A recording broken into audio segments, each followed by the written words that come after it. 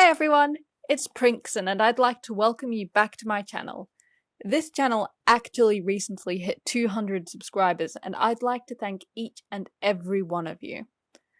I'd also like to thank my own hard work, but let's be real. Most of you are here for two reasons. Let's give a big round of applause to Gomorah, the cheetah, and Pufu. I'm so thankful for the opportunities both of these people have given me.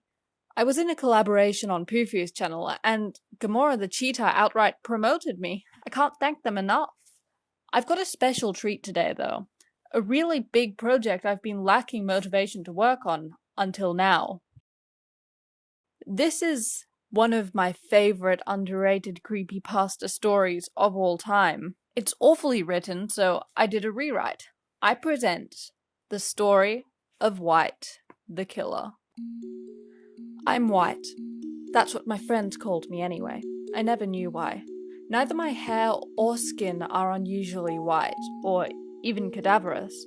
My hair is brown and my skin is golden smooth.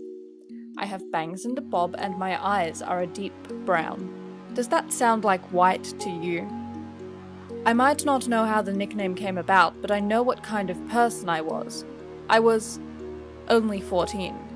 I was sociable and sunny, an optimist, just living a normal, quiet life in the suburbs with my parents, my sister, and my brother.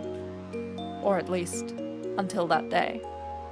It was a sunny Saturday and I had planned to spend the day with my friends. I'd just woken up when I saw that I was late. I still remember what I was wearing that day even though I picked it in a rush. Black shoes and leggings, shorts, and a grey vest. I left quickly, and a few minutes later I finally arrived at the crossroads where I had promised to meet my two best friends, Emily and Jack. Emily was shy but friendly with short black hair. Jack, on the other hand, was a mood dampener and overly macabre at times, but the three of us agreed that he had wonderful deep blue eyes. He was wearing a pair of jeans and, unusually for him, a black hoodie when I finally saw the two. Sorry I was late, I panted, finally drawing to a stop between them. I was thinking you'd never come, groaned Jack, raising an eyebrow as Emily spoke. Come on, let's go, I'm eager to get started. At her urging and despite my exhaustion, we headed into the city. We spent the morning there, browsing our favourite stores and watching a movie at the cinema before finally getting lunch. We ate while we walked, talking about what we would do next before Emily perked up, hurriedly scarfing down what remained of her food. I have an idea. I glanced at her as she continued. Recently, a new torture museum opened up. There are heaps of devices that were genuinely used on display. I'd like to go there. I felt that this was a strange request at best, so I pointed it out. What? Jack's a bad influence. Since when did you want to go somewhere so gruesome? I felt that doubt drenched my tone. White, just stop it, Emily snapped back. It won't be that bad, they're not in use. Come on, it'll be quick. At her persistence, I finally surrendered. Despite the inherent horror of the place, I was excited. It was something new, something different. Maybe it'd be fun. The first thing to greet us upon entry was a massive guillotine. I noticed Jack smiling oddly, almost creepily, but I didn't pay it too much mind. Over the course of our tour, we saw all sorts of machines, from those that would draw out the victim's suffering to those that would bring one to a swift end. I noticed Jack getting a bit too close to the exhibits, though. It was uncomfortable. At that moment, though, the loudspeaker crackled to life. A woman's voice exclaimed that the museum would be closing in 10 minutes and urged all patrons to leave before then. I tried to convince my friends to leave, but Emily was taking notes and Jack was still staring at one of the racks. They told me to leave and that they'd catch up later. I waited until 4 minutes after closing before heading back in to look for my friends. The sky was dark and there didn't seem to be a single employee in the building. I called for Emily and Jack, but nobody answered me. It was absolutely silent. Suddenly, the lights shut off and I was left in the dark, listening meekly to the sound of the outer doors closing and locking. I could feel my heart in my throat as I crept down the hall. Luckily, I could see fairly well in the dark, so I didn't walk into any of the exhibits. I saw a tall, dark shadow passing the window and froze, but I didn't have time to ponder it, because at that moment, I heard a scream. Emily! I exclaimed, sprinting down the hall until I came to a small room lit only by the dull moonlight cast through the window. I squinted, nearly shaking as I spotted Jack. He was holding a scalpel, his hood raised to hide his face. I hesitated, fearful of what I might see, but I glanced to the side, my heart sinking as I processed what I saw. Emily. Emily was strung up on the rack, her body torn and gushing blood like a fountain. She was almost unrecognizable, but even with all the damage to her body, it was clear to see she was only missing one thing. There was a hole in her chest, a gaping hole in her ribcage. Her heart should have been there. It wasn't. I didn't know what to do. I fell back onto the ground, my legs shaking too much for me to stand. Just moments ago I'd been calling her name. Just hours ago we'd watched a movie together, but she was dead now. My gaze locked onto Jack's, and my horror tripled.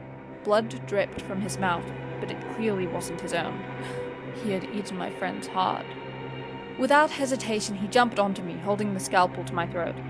He leaned closer to my ear, sighing before whispering, "Now tell me, my dear, who's the macabre one again?"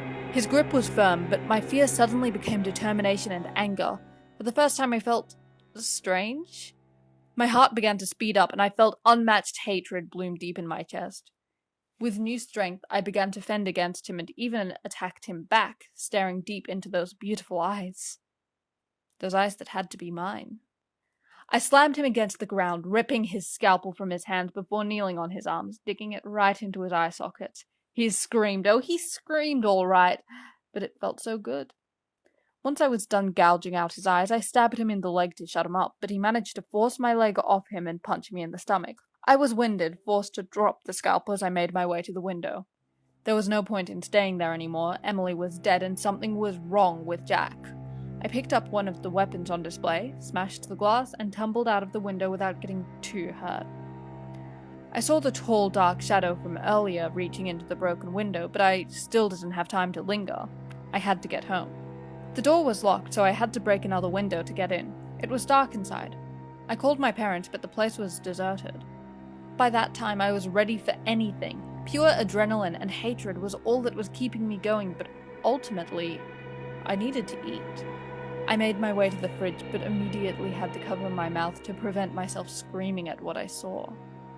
Several livers, kidneys, and a heart were all that was left in the fridge. It was a bloodbath, and I couldn't move until I saw a note fall from behind the door. "Dear White, thanks for the amazing day. Now you feel alone, right? That's okay. I'll keep you company now. Signed, Eyeless Jack." The paper trembled in my hands. How could he do this if he was with me the entire day? I'd gotten home so quickly, too. There was no way he could have made it first. I suddenly came to notice that there was something on the windowsill. I whipped my head around, confused and scared, only to see a massive white hand clinging to it. My gaze hardening, I pulled a large knife out of the drawer before driving it into the hand. Whatever the hand belonged to let out a harsh wail unlike anything of this world, like the sound of a monster devouring a human soul. I backed away, taking my knife with me, but gasped as I slammed against someone. When I turned around, I saw Jack, or rather, Eyeless Jack. He wanted his eyes, but I didn't want to give them to him. I held them in front of his face, whispering, "Do you want them? Huh?" He adjusted the blue mask he was now wearing before going to drive his scalpel into my side. We began to fight then and there, worrying more about inflicting damage than defending ourselves. I couldn't help it. I was liberating this hatred that had taken hold of me, but it seemed never-ending. Suddenly, Jack slammed me into the wall, grabbing onto my hair, holding my head still. I couldn't stop crying as he dug the scalpel into my cheeks, slicing through them like butter. He wasn't done, though. He began to dig the scalpel into my eye sockets, just as I had done to him, blood mixing with the tears streaming down my face. I managed to shove him off before he could get too far, though, scrambling up the stairs before locking myself in the bathroom. After giving myself a few moments to catch my breath, I finally decided to look at my reflection in the mirror to see how I was after the strife. Jack had cut a smile into my face, but I'd already known that. My clothes were tattered and blood-soaked, and my hair was matted. My eyes were bloodshot, the irises a bold red instead of the dark brown from before, but that wasn't the biggest change. No, what stuck out to me was my own gaze. My pupils had become smaller, almost like pinpricks. I grinned. I had gone mad. I slipped the knife into my belt before grabbing a nail file, filing down my teeth until they were sharp and pointed. I left the bathroom, tackling and biting Jack.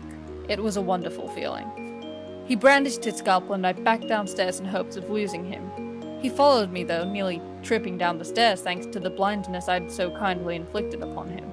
We continued to fight in the kitchen until the tall figure I'd seen, and the being whose hand I had stabbed before, made himself known. He was Slender Man. We paused the fight, stunned. I watched as Jack was covered by some sort of black goop before I fainted as well. When I woke up, it was early in the morning. I was on a bed made of leaves in the woods. Slender Man had stolen us. I looked around, realizing that I wasn't alone. There were other people with me, people who shared my fate. I was wearing a strange mask, just like everyone else. I got up slowly, trying to understand the situation. I had become a proxy. For weeks, I worked for Slender Man with the others, killing at his whim. I met new people too, including Toby, a nice but strange guy who seemed to like me. But I didn't care. I only wanted to escape the life I'd been given. One moment, I worked up the courage to take off my mask, running away from the clearing and deep into the woods. During the sprint, though, I ran into another person who had the same idea. We fought until we realized that we had the same goal, so we stopped before we attracted anyone's attention. I ended up spending a lot of time with him, so I inevitably found out that his name was Jeff. I didn't like him at first, but we were forced to stick together. We get along better now. We often kill together, looking for a girl called Jane to finish what Jeff couldn't alone. Things have changed a lot. I'm now an infamous killer, known only as White the Killer. Eyeless Jack still follows me in search of his eyes, which I now use as earrings. Slender Man and his proxies are looking for me, but I won't go back. I won't ever go back. This isn't the end. And remember, Jack, I'll find you before you find me. Alright, now you can probably see why it sticks in my brain so much. I can't believe this OC origin story had the gall to give Eyeless Jack a backstory? Honestly, I don't understand. It was so bad originally, it seems to have been translated from French and some words just did not translate. But I cannot stop thinking of this as the canon backstory for Eyeless Jack. So I don't know what to do. I want it to be more popular. I want White the Killer to have fame. She deserves it. Oh, also I have no idea who wrote the original. It was an article on the Jeff the Killer wiki, posted by Anonymous. There are no traces of her anywhere else on the internet, so I have no idea how the original author could be tracked. If anyone claims to be the original author, unless they have extremely solid evidence, I have no idea who it could be, and I don't think we ever will know. It's as much a mystery as the author of my Immortal. If this gets 20 likes, I'm going to read the original with a very badly drawn comic to go along with it. Anyway, I hope you enjoyed the video. I don't really have anything else to say, so I'm just going to go, but thank you so much for 200 subscribers, and I hope I can continue to make the kind of content you enjoy. I'll see you all next time. Bye!